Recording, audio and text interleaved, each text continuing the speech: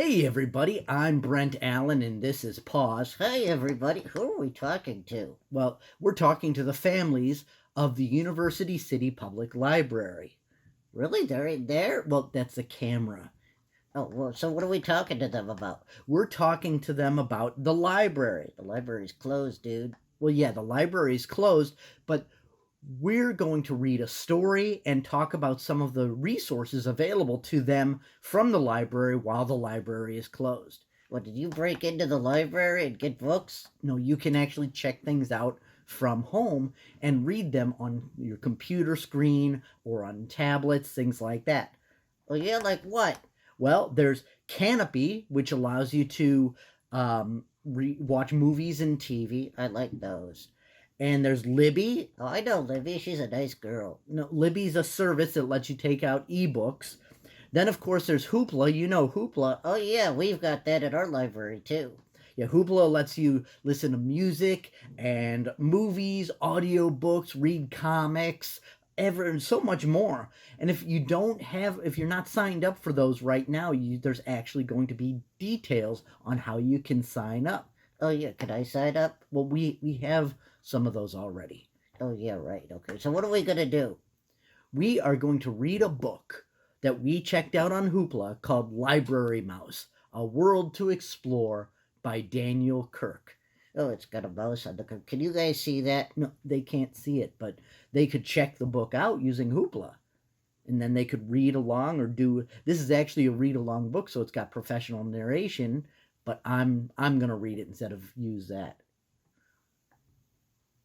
Are you sure? Yeah. Okay, let's do this. Library Mouse, A World to Explore By Daniel Kirk. Let me do it. All right. Oh, yeah, I can't read very well anyway.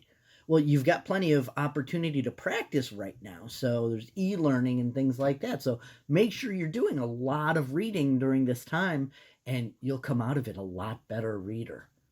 All right, well, I'm going to sit this one out. You read this one, okay? Yeah, I'm going to read this one. Sam was a library mouse. He lived in a little hole in the wall behind the children's reference books. Every night he went looking for adventure between the covers of books. I think he'd get flattened if he did that. Well, no, it meant he read books. It didn't mean he actually climbed between the pages. One evening, Sam went for a stroll. He smiled to see the class projects children had made to place atop the library shelves. A poster on the wall read, "Discover our great big world." "It is a great big world," Sam said, "and I love to read all about it." Then he sighed, gazing at the books on the very top shelves, which were just a little too high for him to climb. Suddenly, Sam saw something out of the corner of his eye. Swoosh! Another mouse landed gracefully on the floor right in front of him. "Whoa," she said, "that was some ride. Good thing I had my parachute." She stuck out her paw and smiled. "Hi, my name's Sarah. What's yours?" "I'm Sam," he answered. "I live here." "I live here too," Sarah said, "on the other side of the library. I was exploring and that's when I discovered that playground." Your voice cracked there. Well, sorry. "Playground," said Sam. "Up high on the shelves," Sarah explained. "You can almost see the whole world. I just went on that giant slide. I didn't know I was going to fall so far, though." "You climbed all the way up there?" Sam asked. He had never dared to go all the way to the top. "Sure," Sarah said. "I'm an explorer. All explorers climb." Sam shook his head. "Well, that's not a slide. You just went down the side of a pyramid." "A what?" "A pyramid," Sam said. "Like in ancient Egypt, only children made this one. There are pictures of real pyramids in the books you knocked off the shelf." "Wow," Sarah said. "I didn't know there were books about stuff like this." "Are there books about those other things I was climbing?" Sarah asked. "You mean the Statue of Liberty and the Eiffel Tower?" Sam grinned. "Follow me." "We're going to do some research," Sam said. "We'll start with Egypt." "What's research?" Sarah asked.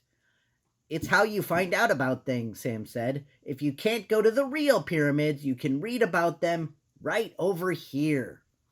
Sam and Sarah pored over dozens of books, and Sarah oohed and ahed at the pictures. Ooh. Yeah, thank you for that. She gazed up at the tall shelves and said, "Research is fun. Let's climb up high and see what books are up there." "Not tonight," Sam said, looking warily at the tall shelves. "Maybe we could play down here." "Then let's pretend we're pharaohs in ancient Egypt," Sarah replied. "We can use these books for research on how to dress up." What's a pharaoh? The pharaohs were actually like the kings and the rulers of Egypt. You could read books about that and find out. Oh, that sounds good. Can I go do that now? Well, let's finish the story. It was nearly daylight when Sam returned home. He picked up his pencil to write about what had happened. He had never met anyone like Sarah before. Yeah, she seems pretty cool. Well, yeah, she's his new friend. The next night, Sarah said, "There's a jeep up there that's just our size, Sam. Come on, we can pretend we're exploring and drive to the top of the tallest mountain." "I don't think you can drive to the top of the tallest mountain in a jeep," Sam said. "Besides, we can pretend from down here." "You're not afraid, are you?" Sarah asked. I bet he's afraid. "Well, just..." "Of course not," Sam said in a squeaky voice. Oh, squeaky voice, because he's a mouse. Get it? I don't think that was meant. That was funny.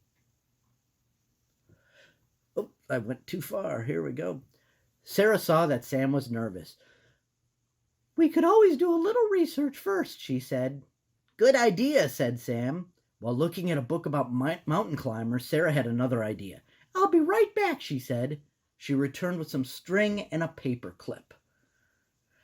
"I'll hook one end of the string up at the top," she said. "Then I'll drop the other end down for you to tie around your waist. That way you won't have to worry about falling."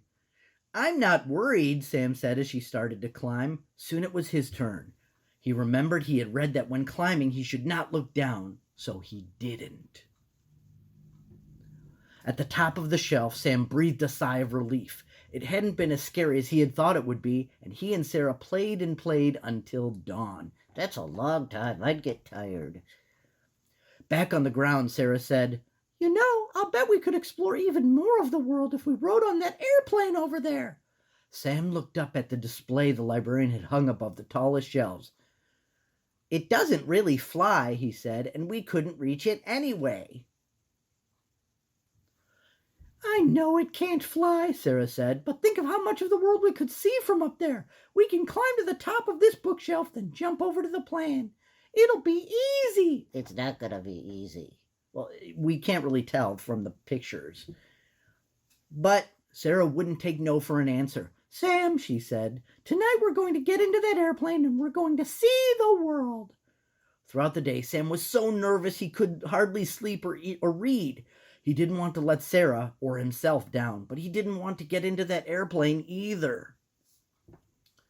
That night, Sarah led Sam to the top of the bookshelf. The airplane looked very far away. "We're explorers and good jumpers, too. We can do it," Sarah said. Sam clenched his teeth and crept to the edge. "Follow me," Sarah said, and then she jumped. Sam jumped too and climbed into the seat beside Sarah. "We're off to see the world," she cried. But just at that moment, the string that held up the airplane broke. Oh, no! Don't die! No, they're probably not going to die. This is terrible! What's going to turn the page? I gotta know!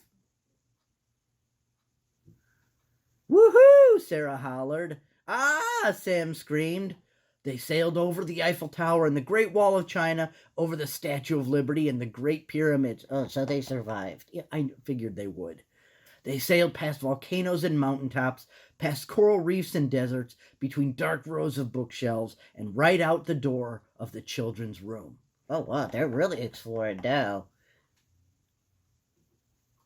The airplane bumped to a stop in the dark hallway. Sam leaped out of his seat. He didn't stop running until he was back in his little hole in the wall. "Sam," Sarah cried, "come back! Explorers don't run from danger!" You tell them, sister. Sam hid behind his bed and wouldn't come out. But later, when his heart stopped pounding, he went to his writing desk, picked up his pencil and got to work on a new project. "Readers and writers are explorers too," he said. "Wow," Sarah said the next evening when she saw Sam's book, Sam and Sarah See the World. "We're both a couple of explorers, and we never even had to leave the library," said Sam. "We didn't have to leave the library," Sarah said with a twinkle in her eye. "But just think of the books you could write if you really got to see the world. What do you say we take a little research trip?" As they strolled through the library, Sam didn't know what to say. He had never met a mouse like Sarah. And looks like that's the end. Praise for the library mouse books. Yeah, that's just reviews. That's on the back cover. You don't have to read them. Okay. Yeah, it's not actually part of the story. So I hope you guys liked that. I thought that was cool. And if you're interested in reading that book yourself and seeing all the pictures and stuff, it's available on Hoopla. That's how I looked at it. And it's probably available like on Libby or some of the others. So check out those other services, Canopy, Libby, Hoopla. Sign up and spend this time that we're spending at home reading and learning about amazing things. So I hope you guys had fun. I had a blast. Okay. And we're so glad that you took the time to watch this. Yeah, thanks so much. We're having fun. So thanks again. I'm Brent. This is Pause. Keep reading.